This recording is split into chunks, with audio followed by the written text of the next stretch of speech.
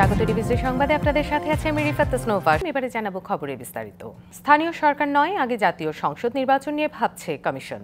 সংসদ নির্বাচন যাতে কোনোভাবেই প্রশ্নবিদ্ধ না হয় সেদিকে লক্ষ্য রেখেই কাজ চলছে। সকালে বরিশাল আঞ্চলিক নির্বাচন কর্মকর্তার কার্যালয়ে ভোটার তালিকা হালনাগাদ কর্মসূচি উপলক্ষে নির্বাচন কর্মকর্তাদের সাথে মতবিনিময় সভায় এসব কথা বলেন নির্বাচন কমিশনার আব্দুর রহমান মাসউদ।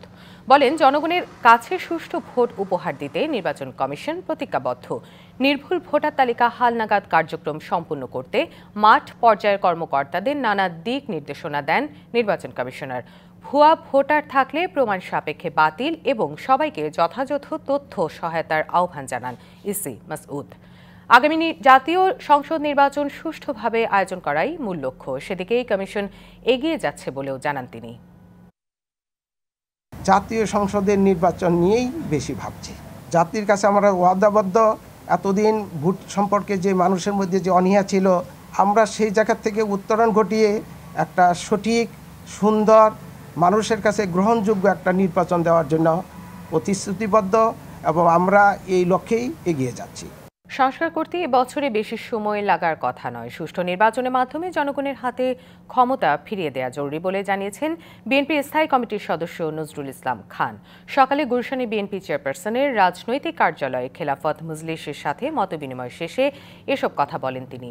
বলেন, সংস্কার ঝুলিয়ে রাখা ঠিক হবে না। গণঅভ্যুত্থানের পর জন আকাঙ্ক্ষা পূরণের জন্য জনগণের কাছে ক্ষমতা ফিরিয়ে দেওয়া জরুরি।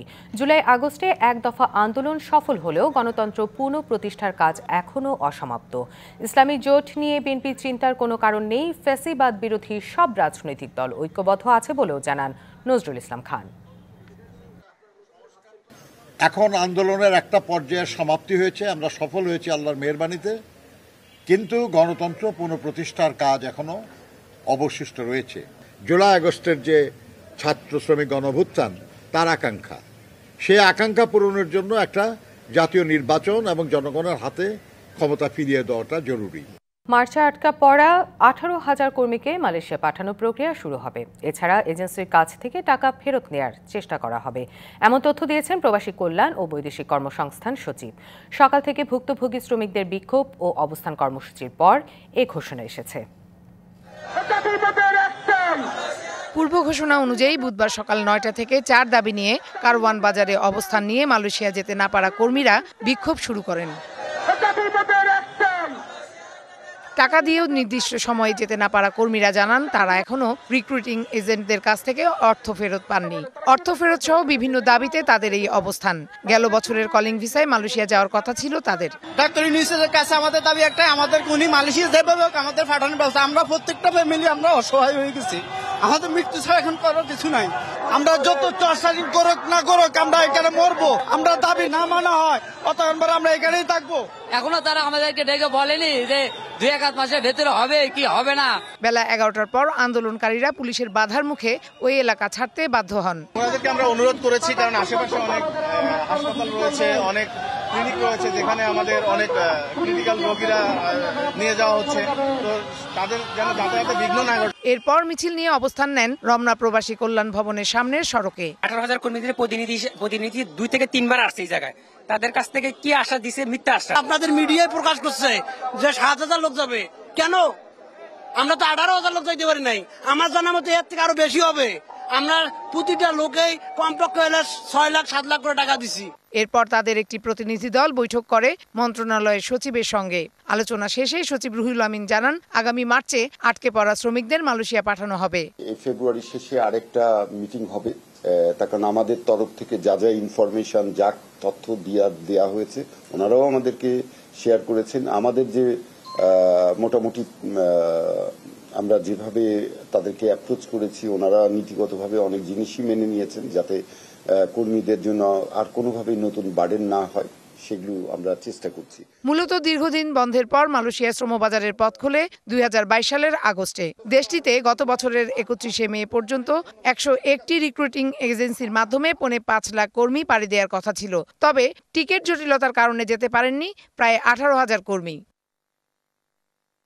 Farhana Juthi, DBC news, Dhaka. ইতালির রোম থেকে আসা বিমান বাংলাদেশ এয়ারলাইন্সের ফ্লাইটের সব যাত্রীর ব্যাগেজ পরীক্ষা করে বোমা বা বোমার মতো কিছুই পাওয়া যায়নি। তার আগে 250 যাত্রী ও 13 জন ক্রু নিয়ে নিরাপদে অবতরণ করে ফ্লাইটটি। একটি অপরিচিত নম্বর থেকে শাহজালাল বিমানবন্দরে ফোন করে আতঙ্ক ছড়ানো হয়।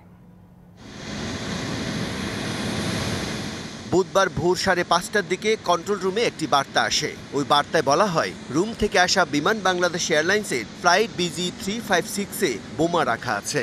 যে কোনো সময় বোমাটি বিস্ফোরণ ঘটবে। সঙ্গে সঙ্গে ঊর্ধ্বতন কর্মকর্তাদের জানানো হয় বিষয়টি। বাড়তি সতর্কতার সঙ্গে জোরদার করা হয় নিরাপত্তা। পরে 250 যাত্রী ও 13 ক্রু নিয়ে নিরাপদে অবতরণ করে ফ্লাইটটি। তল্লাশি করে বোমা বা বোমার মতো কিছু পায়নি বোমা নিষ্ক্রিয় দল। 10টার দিকে ফোন দিছে, বলছে যে ভাইয়া বাইরে হতে দেরি হবে, মনে হয় যে কোনো একটা ঝামেলা হয়েছে। তারপরে আবার ফোন দিছিল 11টার দিকে, তখন আবার বললো যে ভাই কি জানি একটা সমস্যা হয়েছে, হয়তো দেরি হবে, আমরা নিরাপদ জায়গায় আছি, তো টেনশন করেন আর কি, এটাই বলছে। উদ্বেগ উৎকণ্ঠায় পার হয় 6 ঘন্টারও বেশি সময়। অন্তত 2 শতাধিক কর্মকর্তা, নিরাপত্তা কর্মী স্বস্তির নিঃশ্বাস ফেলেন। সব ঠিক আছে ভাই, সব ঠিক আছে, কোনো অসুবিধা নাই। এখানে নর্মাল অবস্থা এখন বর্তমানে। ভয় তো থাকবেই, এরকম শুনলে তো ভয় থাকবেই নর্মালি। আপনি যদি কখনো এরকম কোনো কিছু শুনেন তো ভয় থাকবে না, কিন্তু নামার পর দেখতেছে স্বাভাবিক, সব কিছুই স্বাভাবিক। এখানে সবাই আছে, আর বাকি বেশি ওরা কথা বলতে পারতেছে না। পরে ওই নাম্বারে আমি ফোন দিছি, নাম্বারটা বন্ধ, হয়তো বা প্রোটোকলের কারণে কোনো একটা কারণে বন্ধ, কিন্তু ওই না। বাকি আপডেট যে এতটুকু শিওর করলো যে ওরা সেভ আছে। বিমানবন্দরের নিরাপত্তায় সবসময় জিরো টলারেন্স বলে জানায় কর্তৃপক্ষ। বিজয় কুমার দাস, DVC নিউজ, ঢাকা।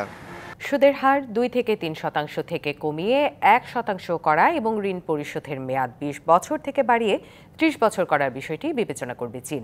বেজিংয়ে 4 দিনের সফরের প্রথম দিনে দেশটির পররাষ্ট্রমন্ত্রীর সাথে পররাষ্ট্র উপদেষ্টার বৈঠকের পর এ তথ্য জানা গেছে। আন্তর্জাতিক সম্পর্ক বিশ্লেষকরা বলছেন, চীনের সাথে সম্পর্ক সব দিক থেকেই এগিয়ে নেবার নতুন সুযোগ রয়েছে অন্তর্বর্তী সরকারের। বাংলাদেশের অন্তর্বর্তীকালীন সরকারের পররাষ্ট্র উপদেষ্টার দায়িত্ব নেবার পর প্রথম দ্বিপক্ষীয় সফরে এখন বেইজিংয়ে পররাষ্ট্র উপদেষ্টা তৌহিদ হোসেন। মঙ্গলবার বৈঠক করেন সিপিসির আন্তর্জাতিক বিভাগের মন্ত্রী লিউ জিয়ানসাও ও পররাষ্ট্রমন্ত্রী ওয়াং ইয়ের সঙ্গেও। চীন যাওয়ার আগে পররাষ্ট্র উপদেষ্টা জানিয়েছিলেন, মূলত অর্থনৈতিক সহযোগিতা নিয়েই হবে আলোচনা। আমরা চেষ্টা করব এটাকে সবগুলিকে 30 বছরে নিয়ে যেতে। তবে আলোচনায় অর্থনৈতিক দিক ছাড়াও গুরুত্ব পায় চীন ও বাংলাদেশের মধ্যে কূটনৈতিক সম্পর্ক প্রতিষ্ঠার 50 বছর পূর্তির বিষয়টি। দেশটির পররাষ্ট্রমন্ত্রী ওয়াং ই বলেন, গত 50 বছরে কূটনৈতিক সম্পর্ক স্থাপনের পর থেকেই উভয় পক্ষই সবসময় একে অন্যকে সম্মান করেছে। শিক্ষা, রেলওয়ে, কৃষি, পানি সম্পদ ব্যবস্থাপনা, পশু সম্পদ, মৎস্য, জাহাজ ভাঙা শিল্প, টেকসই ও নবায়নযোগ্য জ্বালানি এবং সমুদ্র সম্পদ নিয়ে সহযোগিতার আহ্বানে ইতিবাচক সাড়া দিয়েছে চীন। এছাড়া বাংলাদেশের পক্ষ থেকে সুদের হার কমানো এবং ঋণ পরিশোধের মেয়াদ বাড়ানোর দাবিও করা হয়েছে।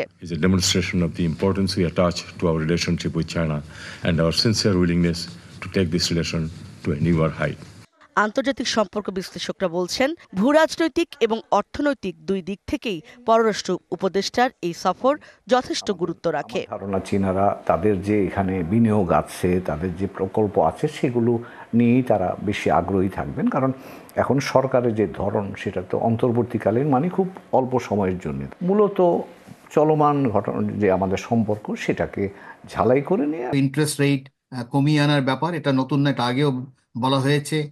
এমনকি গ্রেস পিরিয়ড, লোন পরিশোধ করার যে পিরিয়ড, সেটাও বাড়ানো ব্যাপার, সেটাও আগে বলা হয়েছে। বাংলাদেশ এবং চীন 50 বছর সম্পর্কে যাচ্ছে, তার একাধিক অনুষ্ঠান আগে থেকেই তৈরি হওয়া ছিল। সেই অনুষ্ঠানে অংশগ্রহণের বিষয় আছে। এই সফরে বেইজিং ছাড়াও সাংহাইতে চীনা ব্যবসায়ী প্রতিনিধিদের সাথে আলোচনা করবেন পররাষ্ট্র উপদেষ্টা। ইশরাত জাহান উর্মি, ডিবিসি নিউজ, ঢাকা। ময়মনসিংহের মুক্তাগাছা গ্রামীণ জনপদ নিমুরিয়ায় বিদ্যুৎ বিচ্ছিন্ন মানুষের ঘরে ঘরে আলো পৌঁছে দিতে 20 মেগাওয়াট সৌর বিদ্যুৎ প্লান্ট তৈরির কাজ দ্রুত এগিয়ে চলছে। অপব্যবহারযোগ্য 70 একর জমিতে প্লান্ট তৈরির কাজ করছে জোস পাওয়ার লিমিটেডের অঙ্গ প্রতিষ্ঠান Muktagacha solar tech energy limited MSEL।